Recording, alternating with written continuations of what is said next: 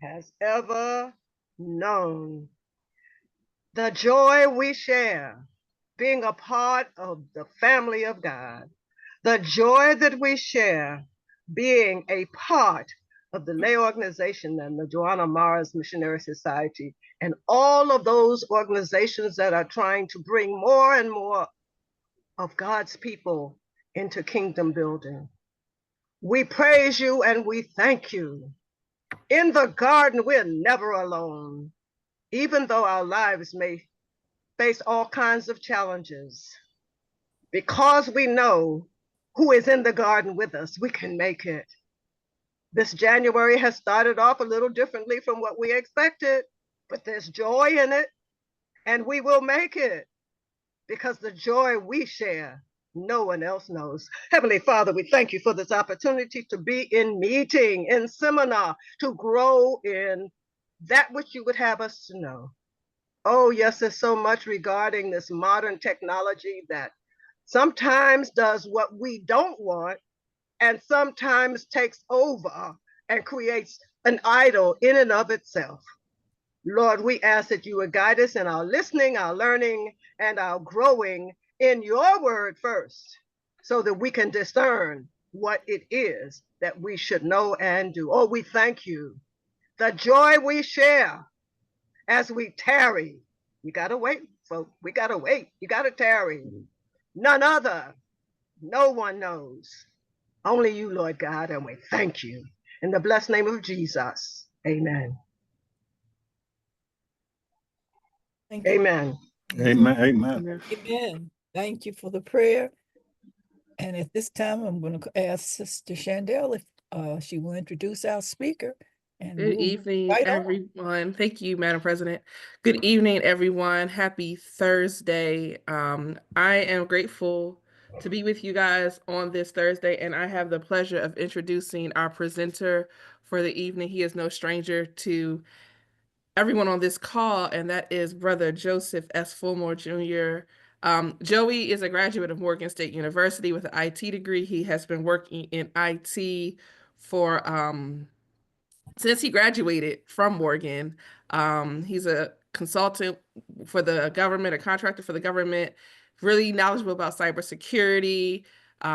He's married to Sheena. He's an alpha.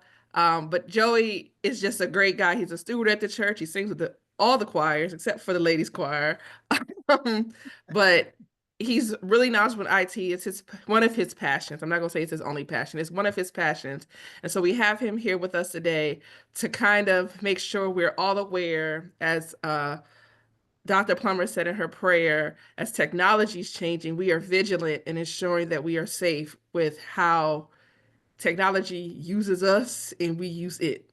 So that's my introduction of my brother beloved, Joey. Well, thank you, Shandy. I greatly appreciate that, and good to see everyone here on this call. So tonight's seminar is to talk about cybersecurity. So I am not going to bombard you with a whole bunch of technical terms because that's not what you need right now. But I will give you just some high-level terms that you have heard before, probably on the news or at your job. And we're going to talk about trying to protect yourself and things that these folks are doing out there in the world. So let me bring this presentation up so I can share this. And just let me know if you can see it. We can see it. Perfect. So, yeah, so I just call this presentation Protecting Home IT, because you want to make sure that you protect everything around you, specifically your house. So the agenda for this evening, we're going to talk about understanding threats. So like I said, I'm going to give you some basic terminology and a couple of pointers in regards to understanding threats. And then we're going to go down the path of building a strong digital fortress. That's your home, your phone, everything that's within your vicinity. And then last but not least, we're going to talk about protecting your data. And at any point, you got any questions, just raise your hand, let me know, and we can go ahead and I'll try and help you out as best as I can as possible. So, oh, no, wrong way. All right. So we're going to go into malware infections. So these are some terms that you all probably have heard on the news. but we're just going to dive into them just a little bit. So the first one, ransomware. This has happened at multiple companies. This probably has happened with somebody that you might know. I have a story for something a little bit later, and it's going to touch each and every one of these. But ransomware prevents you from accessing your computer's resources. So, like when one of the pipeline got hacked, and they had ransomware that actually hit the whole pipeline. They were like, "Oh, well, you need to pay a certain amount of money to go ahead and get the pipeline back active and working." That's what ransomware was. Next thing going down, spyware. So this secretly monitors users' activities to steal sensitive information. It basically gets implanted on your phone, your desktop, your laptop, and it's just working in the back, just stealing information, shooting it off to the hackers, and you have no idea. So we'll dive a little bit deeper into that one also. Next one, worms. These spread across networks without user interaction. So there was a movie back in the day called Hackers. It's like 1995. If you Google it, you'll see the movie. And basically, what ended up happening was a gentleman went into a system and he put just a small little virus in there, but it just grew. It just slithered its way around the whole entire network until it actually brought down that network, actually left that organization, went to another organization, and wreaked havoc over there also. So worms are definitely very bad. They can cause a whole bunch of destruction along with everything else here that I have listed. And then you have the next two, which you probably have heard, viruses and Trojans. So viruses attached to legitimate programs and they spread when the program is run. So you open up Microsoft Word or PowerPoint or Excel. As soon as you double click that and you have no idea that it's actually been infected within that particular program, once it starts running, it's often doing some harm on your system. And Trojans, they just mask themselves as legitimate software, but delivers malicious code once installed. So these are just some of the things that are out there in the world, but just wanted to give you all just a little bit of terminology. Okay. So moving on to the next one, phishing scams. This is the number one way that these hackers are getting into your system. The number one way they're getting into your system. So there's three stages to this. You have the bait, the information. So what they're doing is they're out off on the internet, on the interwebs, and they're looking for whatever they can on you. So you're looking at your Facebook profile, your LinkedIn profile, whatever else you have out there, trying to tie information to you because you know your email address is all over the place. After they gather that information, then you have the hook. This is the promise. This is when they start firing off emails into your, firing off emails to you, or they're either sending you text messages or they're calling your cell phone and they're just trying to see if they can get somebody and hook somebody in. And then you have the catch, which is actually the attack. And that's when everything just breaks loose. So here goes a simple story for you that happened to a close family member of ours. It's a Saturday, just finished leaving the gym, working out. Like, okay, it's a nice day. Gonna plan a couple of things. She and I were gonna go ahead and have a good time. So my aunt calls me and she's like, "Hey, Joey, so I'm having an issue with my computer." I'm like, "Okay, what's going on?" She's like, "Well, I had an email come through that said my system was compromised and that I needed to click on this link to resolve the issue." And as soon as I heard that, I was like, "Oh boy, this is about to be a day." So she clicked on the link. It if she basically got a phone number to call, which was somebody over in like Bangladesh, over in India, and she's talking to this individual. And when she double clicked on that link, he basically installed what's called remote viewer, or basically remote viewer or Teams viewer. Some of you may have heard of it. Installed it on her laptop. He basically, as soon as he got on there, basically copied off information, locked her laptop, and now she basically has ransomware on her. So he's like, "Well, if you want to go in ahead and get your information back, all you have to do is go to CVS and get me some gift cards for about $500, and then we can go ahead and take care of this." But luckily, my aunt was like, "You know what? I don't feel comfortable about this. I'm going to call my nephew. I'm going to have him come over and help me." He's like, "No, no, no, no, no, no, no, don't do that." She hung up the phone.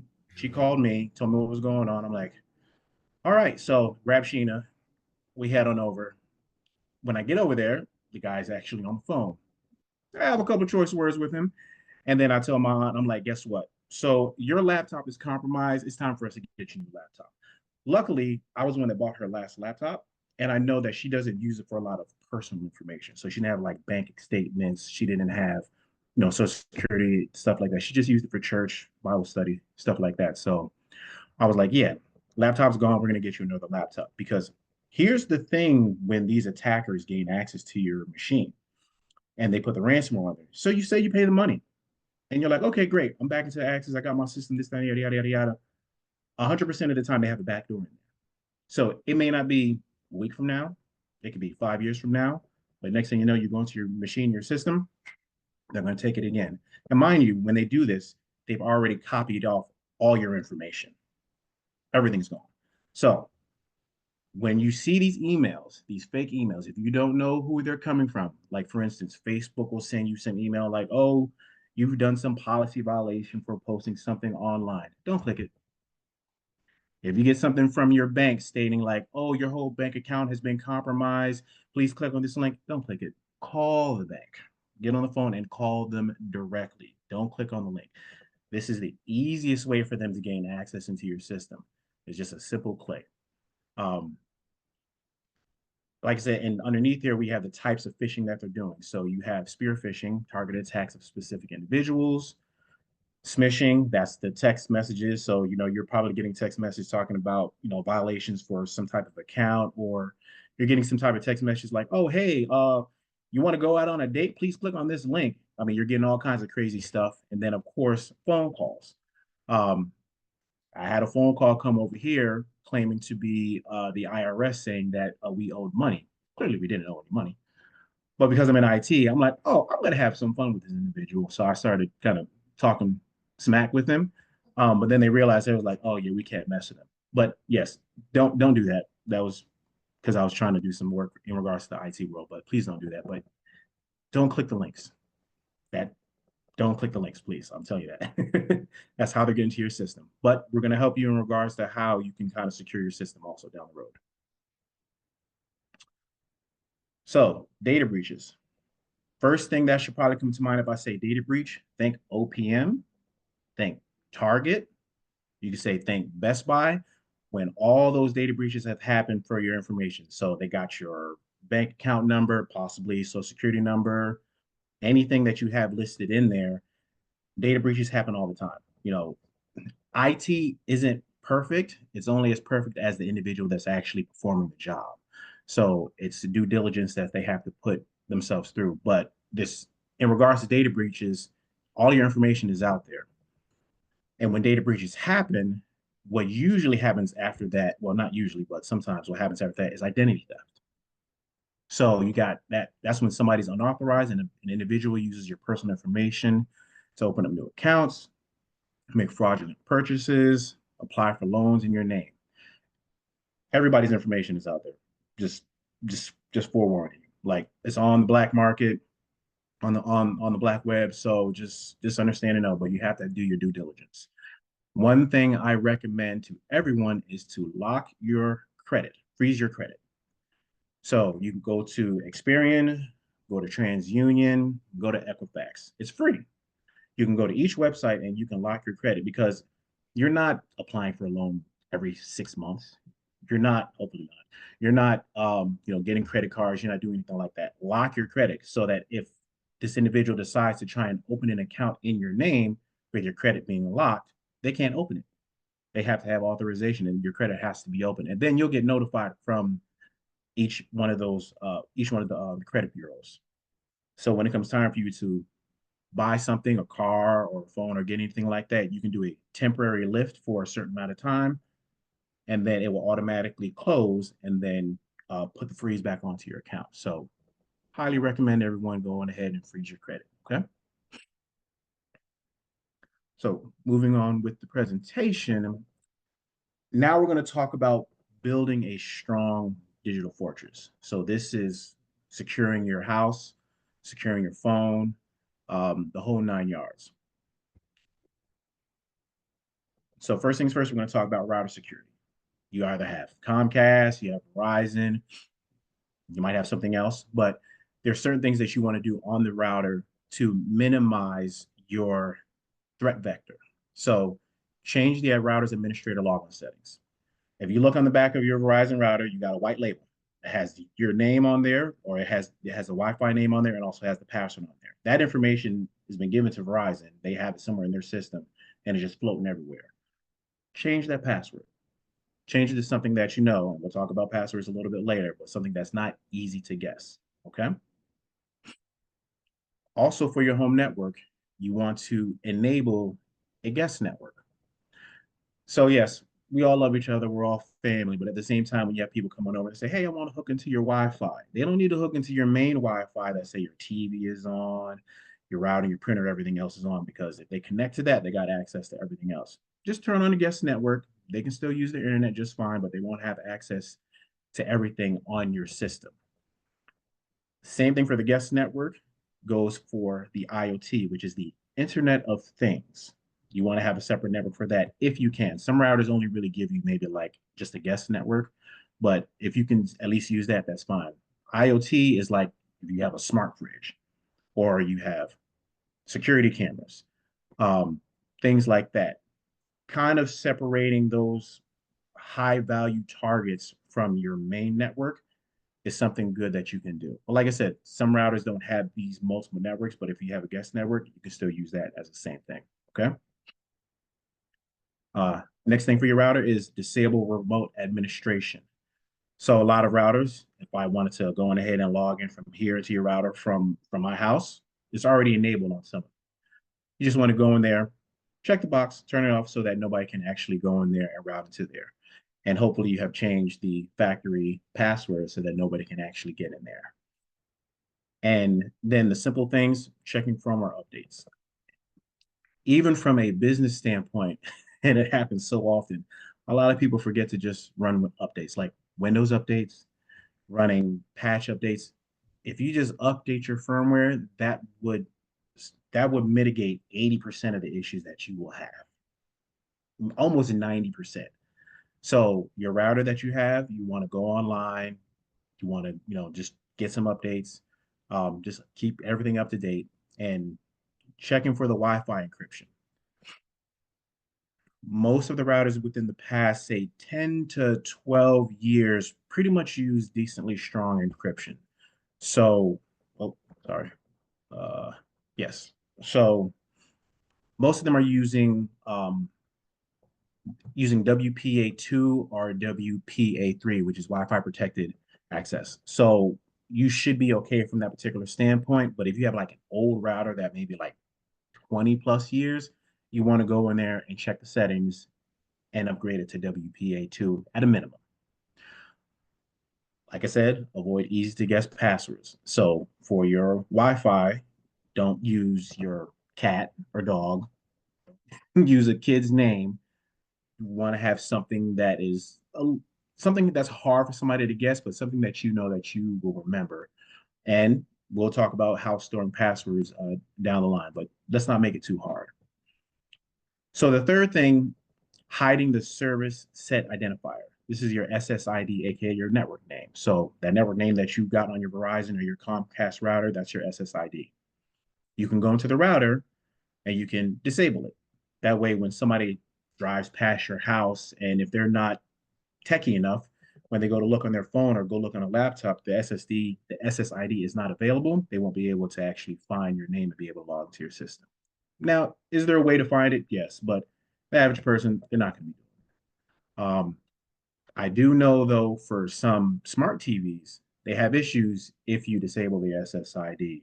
So if you're trying to hook your smart TV up to your internet and it's disabled, that's probably one of the reasons. But most of the time you can disable it. So moving on. Okay. So we're going to, let me make sure this is the right. Yeah.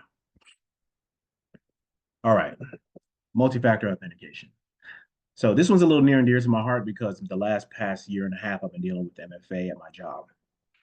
Some of you are pretty much aware of it. Some of you might and may not be. So if you are a government worker and you have a CAT card, that's MFA. If you are somebody that's using, say, YubiKeys or something like that, that's MFA. what it does is that it provides an extra layer of security. So to meet the MFA requirement, it's something that you know. So usually it's a password or a PIN. Then it's something that you have, some type of soft token or hard token. So for instance, in the picture that's right here on the PowerPoint slide, that little device right there, that's a YubiKey. They are being utilized in the commercial world and in the government world. It has multiple protocols that are used for multi-factor authentication that allow you to log into the system. It'll do some certificate management for you. So basically, you would insert that into your laptop, or it's NFC enabled near field communication. So you could take it and tap it to the back of your phone, and you can use that to log in also. That is what you would consider a hard token. Another hard token, RSA key fobs. They give you that 6 counter digit on those things that you would have to log in, like you'd have to put in a pin and then like 6 numbers after that. That's a hardware token. Soft tokens would be something that's on your phone, like Google Authenticator or Microsoft Authenticator. Um, that meets the something that you have, and then the other portion for MFA is something that you are. So biometrics, so face, fingerprint, whatnot. Um, if whatever it is that you're logging into, be it a bank, be it your email, definitely your email, any of these social media websites, if they have the capability to use two-factor authentication or multi-factor authentication, I highly recommend you use it. So I'll give you an example. Facebook, for instance, you would be surprised how many times people are trying to actually hack into your account on a given basis. They're using what's called a brute force attack, and they're just putting in passwords, seeing if they can guess right. And hopefully you have a strong enough password that they can't get in there. But if they do so happen to get in there and they're trying to access your account, if you have MFA set up, they're going to need that 6 digit PIN. But guess what? You got it on your phone. They shouldn't have your phone or have access to your phone. So then that means you've stopped them from actually gaining access into your account. A lot of banks are starting to get into MFA. Some of them use SMS, text messaging. Actually, it's very terrible. It's easily to be owned, but some of them are trying to upgrade, and so yeah, banks doing that, and then other systems that are doing the same thing.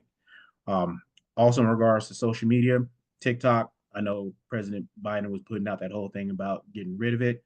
Um, from a security aspect, I'm gonna tell you right now, get rid of it altogether. Don't use it. Shouldn't have been using it in the first place. Just in my line of work is an absolute no. Okay, so if you loved it, TikTok, I'm sorry, get rid of it. Plain and simple. So these are a couple of things in regards to multi-factor authentication. If you have any questions, just stop me. We can talk and chat. I have no problem with that. Okay, so Joey, I have a question. And it goes back with viruses, right? okay, I've heard for so long, like people prefer to use Apple products because the myth is, or it might be the truth, Apple products are not susceptible to viruses. So what are it's a your lie. thoughts about that? Oh, it's a lie. It's a lie. Okay. Everything can be compromised. Now, back in the day, because Apple was so had a smaller user base, a smaller user set, it was a little harder to gain access into them. And this was like years ago. But now Apple is as vulnerable just as Windows is. So making sure that you have some type of antivirus software on it, be it Norton, McAfee, some of the big names. Don't use Kaspersky. That's German. That's Russian. Please don't. But using some of those, you want to make sure you have those on all of your devices. So, for instance, me personally, I use Norton. I haven't had any issues with it. I have it on every single laptop here in the house, desktop, and I have it on both of our phones. So you want to make sure you're using something. And Tony, I see your hand, sir. Yeah, I was going to piggyback the same question Chandel did. What's the best virus product to get? And you mentioned Norton. I had thought about Norton, but Yeah, so there's a lot out there. Like I said, Norton and McAfee are kind of big ones. You have Trend Micro's another one. You have a Avast out there. There's some that are free, but I mean, if you have a lot of devices that you're using and they're paired together, having something that's a little bit more robust and has a stronger backing, I highly would recommend. But there's a couple out there that you can use. How you recommend Norton, you said? Norton's one of them. Like I said, Norton's one of them. McAfee is another one. Trend Micro is another one. Yes. Cool. All right. All right. So now we're going to go into protecting your data. So, data privacy. All your information is pretty much out there on the internet, unfortunately, because of certain data breaches that have happened with everything. So, you want to limit your digital footprint. So, that's, putting, certain pictures out there on the webs. Like, for instance, a lot of people used to do this in the past. LinkedIn, great website in regards for trying to get a job. And then some people didn't realize that they were posting their resumes on LinkedIn, but they were actually putting their home address on LinkedIn. So you would go to the resume and see that information posted on there. Yeah, remove that stuff on there. You don't need to have that information on there. Yeah, it's just trying to minimize how much stuff. Like if you have accounts for old um, forums, old pages that you were purchasing stuff, close all those accounts. If you remember any of them, just go there, ask, close out, and just get rid of it. So you just want to limit how much data you actually have out there. Okay. Um, be cautious for your smart devices. Um, yeah, we are in a age where people can't live without their smart device. Luckily for some of us, well, I would say luckily for some of us, sometimes for like 8 hours of the day, we can't have our smart device out of, on us. So we basically get a chance to unplug. But some people, they don't know how to unplug. But you want to be careful of information that's coming across your smart device, same thing that's coming across your laptop. So just don't willy-nilly click on everything. If you don't know what it is, delete it and get rid of it. Also, in regards to data privacy, managing your privacy and protecting your accounts. So, like Google and Facebook give you these privacy checkup tools, and Microsoft does the same thing too. If you go on the back end and you check out the privacy tools, I ask, do you have two-step verification set on? Are you using protected data browsing for your web pages? Because you have all those cookies and stuff that these websites are tracking you, and you can actually disable that. Um, Another thing for smart devices, your whole location sharing. That's You want to turn the location sharing off, but if an app requires it, like for instance, if you're using Uber or Lyft or anything like that, you can use it while the app is on and running, but when it's off, you don't want to have your location sharing all the time because that's just putting you out there and you don't need to do that. So yes, check your data privacy settings on a regular basis, okay? Next. Okay, data backups. Most people try to back up their data, but they're not really sure about in regards to how to back up their data. So from an enterprise standpoint, you have data or disaster recovery, but you still want to do the same thing for your personal information. Type of data backups. This is cloud-based.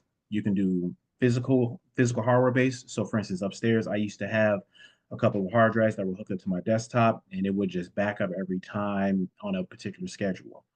But now Google and Microsoft, and you're able to get so much space in regards to how much you can pay for your account.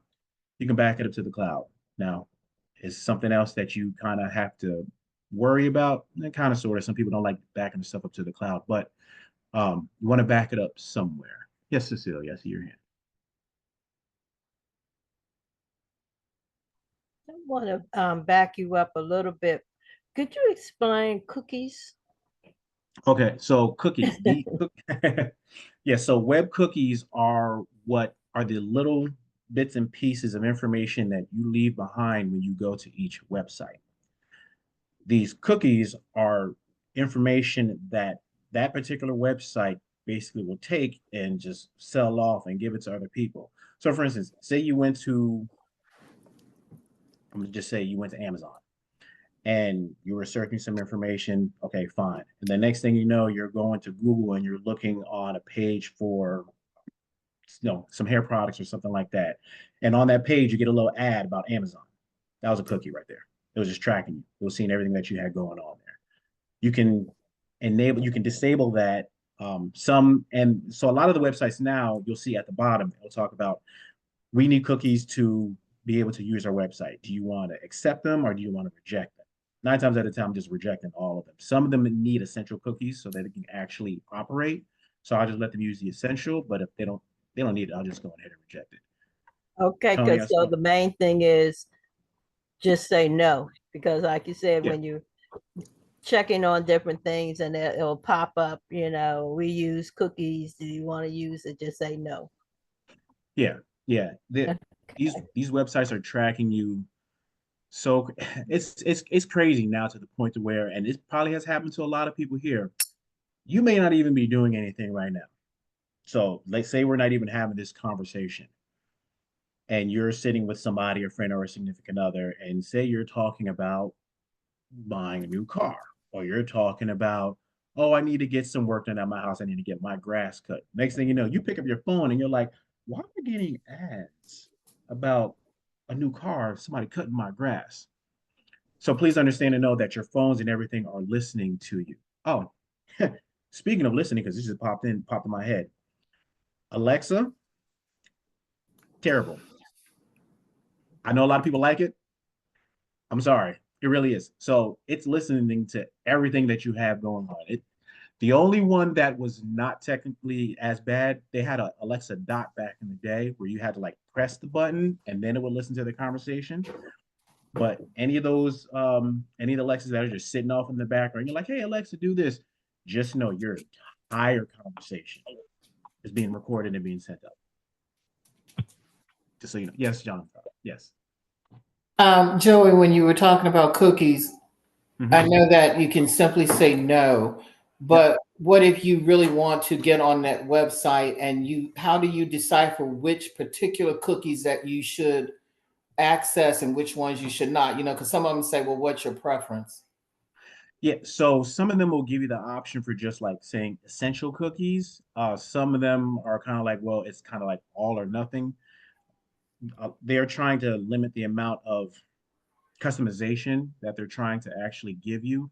So if they give you just the essential, then just use the essential. But if some of them are saying like, hey, we need to use all of them so that you can get access to it, then you're going to have to click all if you need to actually access that website so that you can do anything on it. Unfortunately, Gotcha. it just comes with it. It's fine. Okay. All right. Thanks. You're welcome. You're welcome. Um, so yeah, backing up your data, no, it's like the easiest thing to do. Back it up to the cloud. Just you want to have it somewhere. Similar, with the whole Android and iPhone situation, Android backing your stuff up to Google, Apple, the cloud. It's good to have because you want to make sure that your data is there because hopefully at a moment's notice something can happen. You don't want to lose any information. Moving on. VPNs, virtual private networks. So what a VPN is in simple terms, and I'm going to use Starbucks, I'm going to use Starbucks as an example. You may have a work laptop. Some people might be aware of it. And your particular work laptop, they're like, hey, if you use this, you have to double click on this icon and we want you to use our work VPN. Basically, what it does is it creates an encrypted tunnel from your laptop going back to your headquarters of your home office. And then you're now searching and surfing the web that way instead of just going off to the internet. So nobody can see the data that's within that encrypted tunnel, which is a good thing. Now, if you're using it on your work laptop, just know that you abide by whatever rules come up in regards to their banner that pops up. So they're monitoring any and everything that you're doing on a work laptop.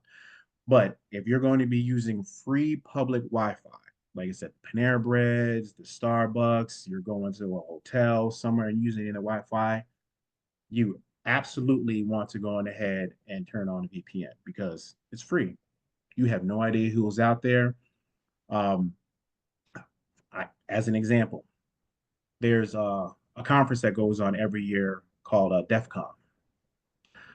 A lot of people within the IT world try to go out there because it's the latest and greatest in regards to technology, but you have a lot of hackers out there. So there's certain rules of thumbs when you go out there. One, never bring your personal phone. You actually want to leave your personal phone home if you can, and you might want to bring a burner phone. Two, you don't hook up to any Wi-Fi out there, period. Even if you got if you got a VPN, you still want to be a little skeptical and you want to be real quick with it because you have some high level hackers that are out there. But the VPN will still help. Um, these are the people that you're trying to avoid that you have to deal with. So the VPN will help. Now, do you have to use a VPN at home? It's 50-50. You don't necessarily have to because hopefully your home network is secure, which it should be. But you absolutely want to use a VPN if you're going to be out on a public Wi-Fi. Yes. So let's see now. Okay. So the power of password managers. I am a big fan of LastPass. So the two big password managers that are out there, LastPass, and then the other one is called Bitwarden. Okay. LastPass and Bitwarden. Those are their number one and number two. They give you the capability of generating strong passwords. They secure your password storage and they can help prevent a lot of the data breaches and they assist with password auditing. So this is how it works.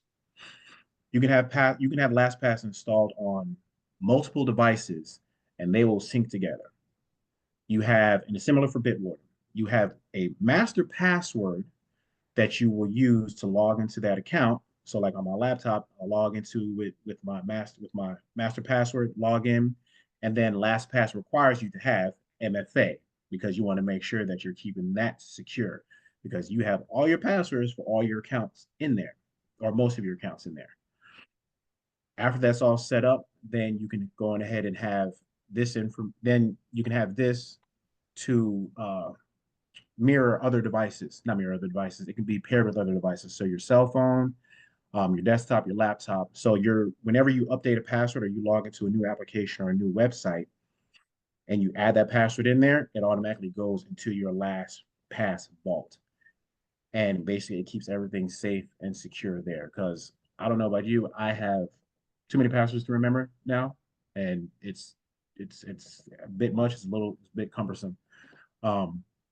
But yes, Excuse me, Joey, what was the first one, password manager? What's the other one?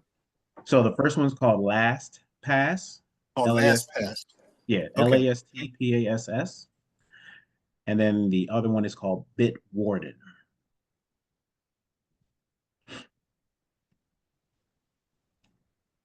I think LastPass there's a fee for LastPass. I think annually it's maybe $25-$30 if I remember correctly. I think Bitwarden is kind of around the same. They're not overly expensive in regards to using them, but definitely highly recommend them. Oh, nothing's free nowadays, is it?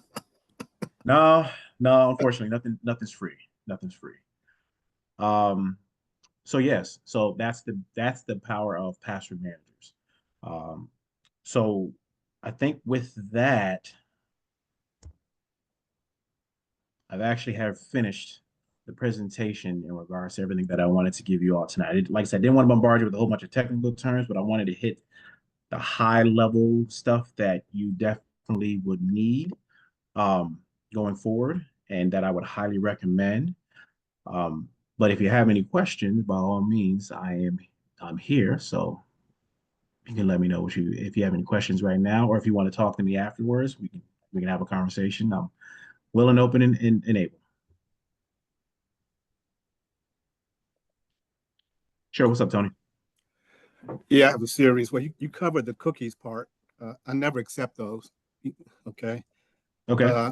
Also, I'm using my company laptop. I've pretty much shut down my desktop at home. I'm gonna get a new laptop. Is it possible? I don't put you on the spot to recommend a good laptop, say like a Dell or HP. Which laptop would you kind of prefer? So I'm a Windows guy. So my most recent laptops have been HPs. Yeah. So they've been pretty good. I highly recommend them. I haven't had any issues with them. So if I was going to give you a name to go for, HP. Okay. Yeah, we have these webinars at work because we do, top classified work and stuff like that. And what our IT department would do, they would send us on purpose phishing emails. And they caught me a couple times. I was caught off guard working, right? But after And you two click that link. times, yeah, after 2 times, they send you back to a class, okay, about phishing emails. But yeah, you're right. I don't open up email unless I know exactly who it's from. I really do. I don't open email. So also, you Yeah. mentioned if you're using a router, say like from Xfinity or something like that, uh, does a guest network come on that? You have to put that on. You mentioned a guest network. So the guest networks, most routers probably starting like within the past, say 10 years or so, have the capability to have a guest network on there. So Okay. you just have to log into the actual router itself and see if that capability is there. And then Okay. you can cycle it on and off when need be. So like for instance, like our guest network is not on right now because it's just us. But then if Right. we have a whole bunch of people coming over and they want to use Wi-Fi, I'm like, all right, well, let's turn the guest network on. Yeah. Yeah. My laptop now, we have the VPN, as you well know, because it's a company laptop. So yeah. If I get my own laptop, you say it's free to get VPN? No, so VPNs Oh, cost. okay. Yeah, Okay. yeah, VPNs cost. So you've seen the commercials probably online for NordVPN. They're a big company. They have a good VPN. You said Norton Nord. Nord Nord Okay. VPN. Okay. They've been around for a long time. They do some good stuff. I would also say that like some antivirus companies like Norton, they actually have a VPN capability within the software. So, Mhm. like I said, whenever we go on vacation or something like that, I'm like, all right, well, I'll turn on the VPN on there and I'll just use that. But like Nord is they've been around for a long time. Yeah, Shanda.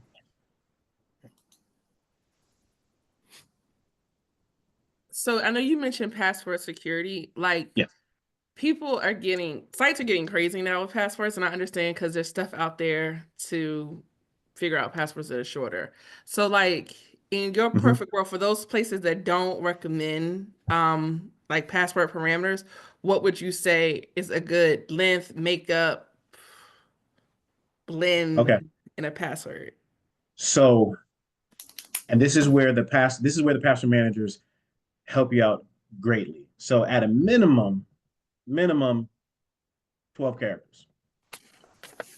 Now, yes, it's a pain. I know it is. I know it is. But you don't also have to make it as super complicated as need be. So, like the beauty with LastPass is that you can generate the password for whatever website it is that you're going into, and then since you have it installed on your computer, it'll automatically fill it in every time you go to the website, so that you don't have to remember the password. Like you don't have to go on a LastPass, log in, and try to pull the password out. So if you go to Amazon or you go to I'll just any other website, it'll give you a fill-in option where the username password is. Drop it in there, you can log in and you're good to go. But yeah, 12 characters is I would say is good. One more question. I'm sorry. Yeah, sure. No, I know. Ask away. Do you have any recommendations for how to verify or check apps that people download to their phone, like that it's not uh planning something on your phone? Because I know um people like to download everything. Like it pops up, I'm gonna download this, and especially like games that pop up and say, "Oh, here's a new game. Download this game." Um, on iPad, Yeah. like kids, you know, the Roblox. I'm just asking, like they Yeah. all that type of stuff. So like from the Android side, with the Google Store, you have the little icon that's saying that it's been validated by the Google Store. At least those have gone through some type of, I would say, just accreditation for that particular app if you wanted to download that, similar to the Apple Store. Um, because if you wanted to download a third party app like on the Android phone, you have to flip a switch so you can download that. And I know on the iPhones, I think you have to do something similar in that regards. But before you download the app, I would do a Google search. It is right there. You can see like, hey, what's going on with this app? You can get some more detailed information on what you can find out about it before you install it on there. And I know, young kids these days and phones and playing the games, like it may be a bit much, but keep them off your own personal phone. Because next thing you know, they calling China, or they done racked up $2,000-$3,000 because you've seen it on the news, and it happens way more often than not. And luckily, most of these companies are nice enough to give you back their money. Some of them won't. I know somebody at work, their child racked up $5,000. Guess what? They had to pay up. I'm just being honest. I'm just letting you know it's crazy out there, these IT streets.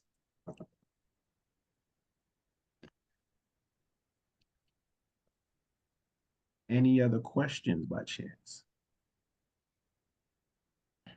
And like I said, feel free if you have anything else afterwards and you just want to talk, no problem. I'm here to help. I just want to say thank you, Joey. This was very, very, very helpful. You're welcome. You're welcome. You're welcome. I'll be calling when I get my new laptop. No problem, Tony. I got you, man. No problem. Okay. Thanks for the information, Tony. I'm sorry, Joey. You're welcome. Yeah.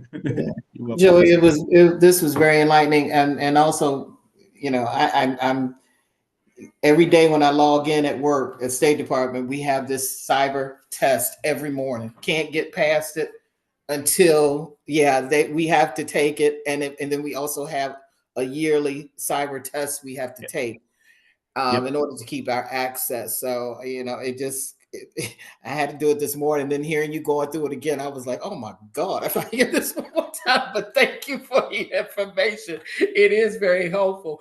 And I just wanted to say to Tony, the one thing good about these laptops these days, they give you that option, as Joey said, with when you upload the cyber software and the VPN numbers. I had a very good experience when we just purchased our laptop, and it's got all the VPN, it's got all the bells and whistles on it, and it's worth it. It's worth the peace of mind.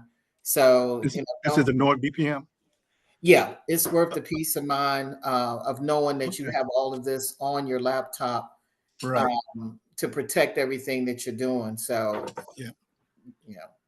got to spend the money, but it's worth the peace of mind. Yeah, it's worth it. Yeah. I know President Biden, as he was leaving, he signed an executive order just recently talking about he made cybersecurity a top priority, and this is very true. I can just tell you that with the way that these folks are working overseas, it's real out there, and it's going to get even realer. And because of the change in administration, things are going to get very interesting. So keep yourself secure, keep yourself safe, and just don't click on any link. All right, I'm telling Joey, you, don't click on it. Did you hear that the big issue with TikTok is they don't want it because it's Chinese owned, but now they want to keep it because somebody, and they think it's Elon Musk or whatever, wants to buy it. And I said, it's amazing to me how all of a sudden it's in bad hands when it's owned by China, but all of a sudden when it gets to be owned by somebody here, it's a good thing. And either way, it's still a bad thing. It is 110% a bad thing. No matter who owns it. Doesn't matter. People send TikTok links. I'm like, yeah, I don't use TikTok. I'm sorry. Don't do it. We need to go on strong prayer starting January 20th. strong prayer. Yeah. Because we're in for a good ride here. Yep. But yes. Thank you, everyone. That's all I got for this evening. On behalf of the McLeod Powell Lay Organization and the Johanna Moore's Women's Missionary Society, we would like to thank everyone for attending the cybersecurity seminar. We would like to thank our Dr. Plummer for her very inspirational prayer. And lastly, we would like to thank Joseph Fulmore Jr., the Alpha Man is in the house, for his great presentation. And we look forward to you helping us when you call us. But he will help you all, because I call Joey. He helps me with things. I try. Yes. All righty. All right, you guys, and that's it. So we will be signing off. Thank you everyone for joining. As Madam President said. Everyone have a good evening. Good night. Thank you. Thank you, everybody. Okay, Bye-bye. thank you, Thanks, Joy. Joey. You're very Thanks, welcome. Joy. Thanks, Joy. Thank you. You're welcome. Thank Bye-bye. you. You're welcome. Thank Good job, you. Joey. Very good. And I was Thank- on the road. When is the recording going to be available? Auntie. Yes. I got to get the recording. Okay. That's all. Bye-bye. That's Michelle. See ya.